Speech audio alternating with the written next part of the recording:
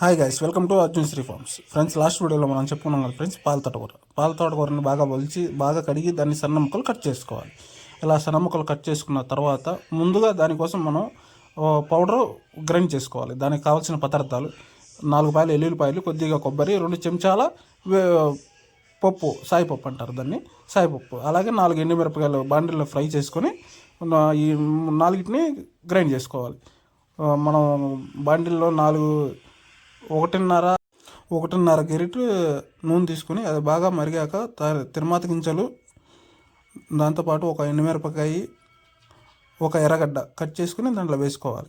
అది కొద్దిగా వేగే టైంలో మనం 2 రెబ్బల కరివేపాకు కూడా వేసుకోవాలి. బాగా వేగాక మనం కట్ చేసి పెట్టుకున్న ఆకుకూర కూడా వేసుకోవాలి.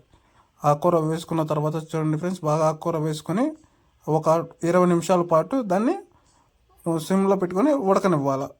అలా బాగా ఉడకనిచ్చాక ఒక 20 నిమిషాలు, దగ్గరగా ఒక 20 నిమిషాలు ఉడకనివ్వాలి. దానికి తగ్గట్టుగా కొద్దిగా సాల్ట్, మనకు టేస్ట్ తగ్గట్టుగా సాల్ట్ వేసుకోవాలి. సాల్ట్ వేసుకున్నాక బాగా మగ్గిపోయింది చూడండి. మనం ముందుగా రెడీ చేసుకున్న పౌడర్ని ఆకుకూరలో బాండిల్లో వేసుకొని బాగా కలుపుకోవాలి.